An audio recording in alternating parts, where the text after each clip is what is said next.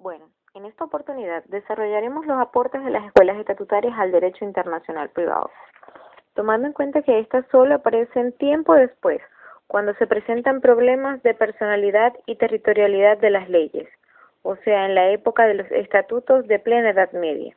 En esta época los conflictos de leyes se suscitan, o sea, de carácter territorial o personal.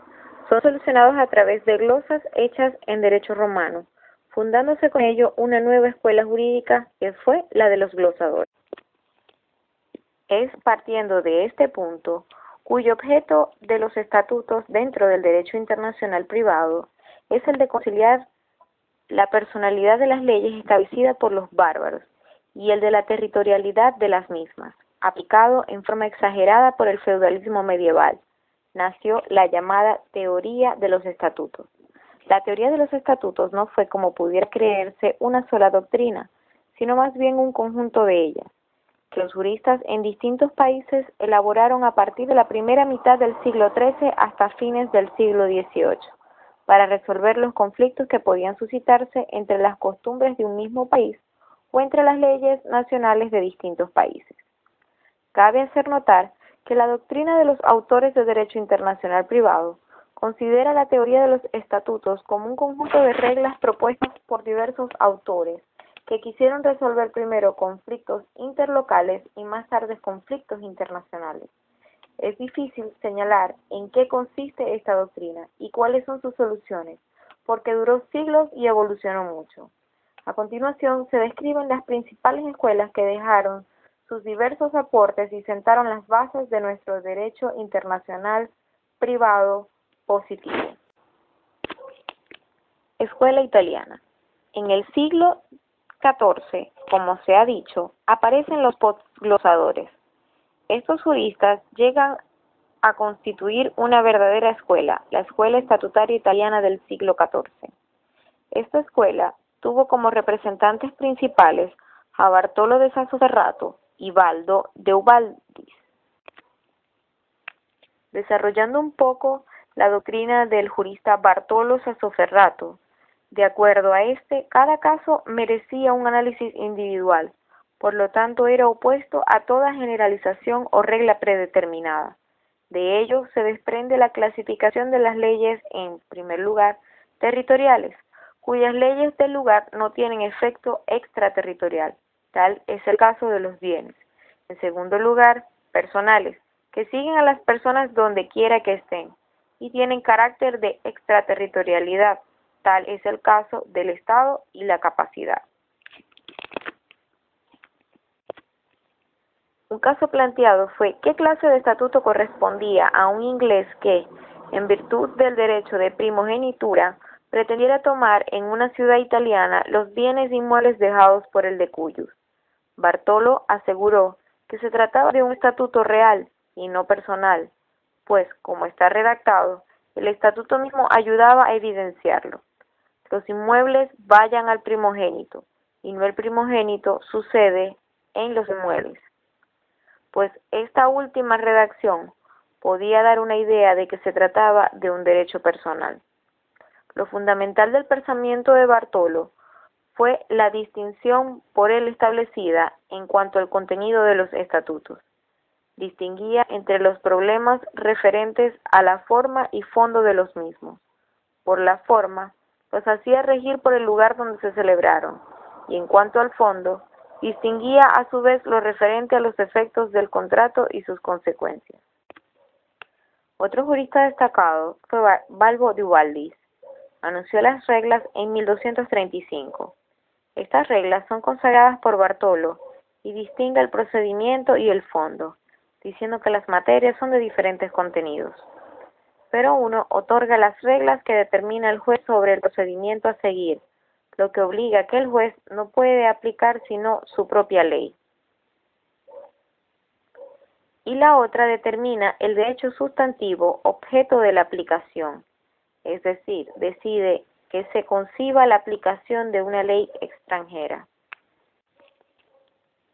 Surge la escuela francesa. Posteriormente a la escuela de los posglosadores, apareció en Francia en el siglo XVI una nueva escuela, la de Engendré, que se inspiró en alguno de sus antecesores, pero con un marcado retroceso en cuanto a que se vincula en una forma casi absoluta al principio de territorialidad de la ley. Una figura jurídica muy interesante de esta época y es importante desarrollar en esta escuela es, sin lugar a dudas, la personalidad de Charles Dumoulin. Esta surge entonces con la llegada de los ideales de la escuela italiana a Francia, donde encontraron la oposición a su teoría, creando las reglas fundamentales formuladas por la escuela estatutaria francesa. Primero, todos los estatutos o leyes se agrupan en dos categorías: estatutos reales y estatutos personales. Son reales los que tienen por objeto las cosas, los personales son aquellos que tienen por objetos las personas. Segundo, el principio general es que los estatutos son estrictos y absolutamente reales o territoriales. Solo excepcionalmente son personales o extraterritoriales. Tercero, la personalidad excepcional de los estatutos descansa en una idea de justicia. En cuanto a Charles Dumoulin, el aporte considerable de este jurista a la evolución de las ideas jurídicas se debe más que todo al hecho de que haber expuesto nuevamente con toda brillantez la antigua teoría estatutaria de que, conforme a la substancia de los contratos, la voluntad de las partes es determinante para conocer la ley aplicable a ellos. Principalmente, se dedica a materia de contrato. Para el contrato, es ley entre las partes, porque es un acuerdo entre partes. El fundamento es que todo depende de la voluntad de las personas. Esto es el principio de autonomía de la voluntad de las partes. Por ello, cuando surge un conflicto de derecho internacional privado referido a un contrato, ¿cómo lo resolvemos? Se resuelve leyendo el contrato que celebraron. Si no colocaron nada con respecto a la ley, pasa a ser supletoria a la voluntad de las partes, siempre que la ley no sea contraria a derecho. Otro autor reconocido de la escuela francesa fue de Argentré. Algunos afirman que de Argentré, en vez de hacer evolucionar el derecho internacional privado, lo hizo involucionar, porque el derecho internacional privado lo vincula a los estatutos. Pero a diferencia de Bartolo de Sassoferrato, a la clasificación de los estatutos de tipo tradicionales como de tipo generales en reales o personales, son estatutos reales cuando se refieren a los bienes y la ley competente es la del lugar donde se encuentren los bienes. Se aplica la ley nacional territorial. No hay posibilidad de la aplicación de una ley extranjera. Cuando hablamos de estatuto personal, nos referimos a las personas. De acuerdo a lo enseñado por de Argentré, los estatutos se dividían en reales y personales. Eran reales cuando se referían a una cosa, y lo eran de la segunda categoría cuando tenían relación con otra persona.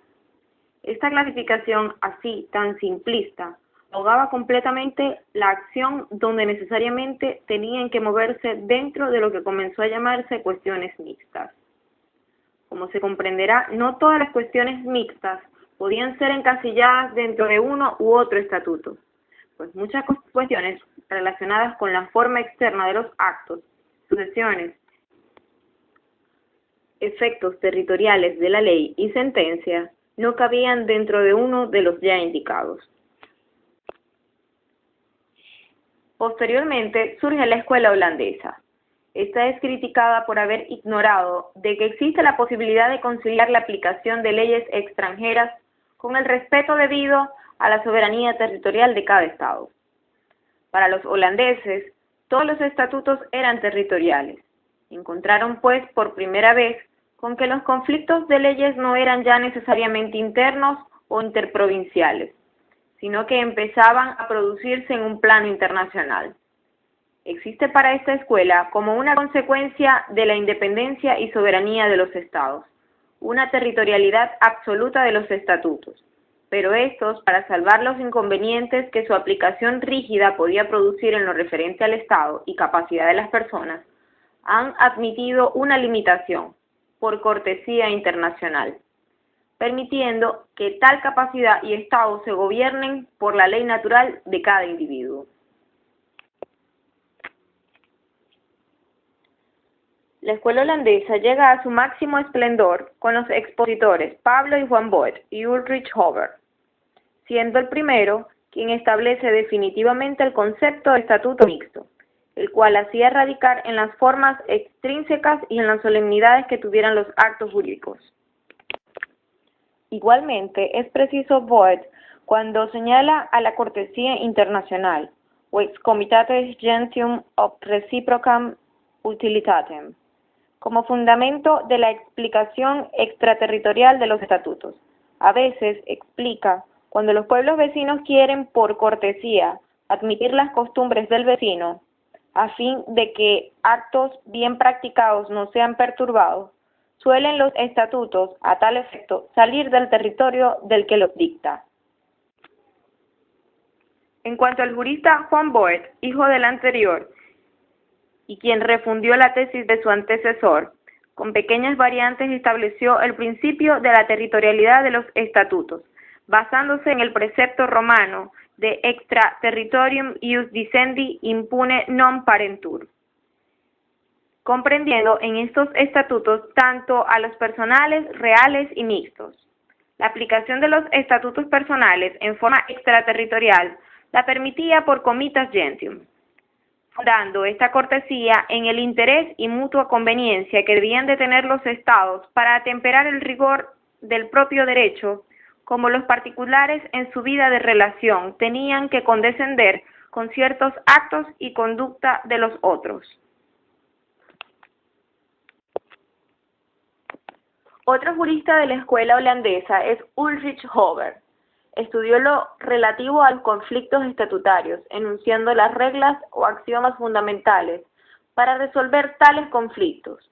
Estos axiomas fueron tres, a saber, primero, las disposiciones de cada estado tienen fuerza válida en el límite de su territorio, rigiendo sobre todo los súbditos y que pueden hacerse efectivas fuera de su territorio.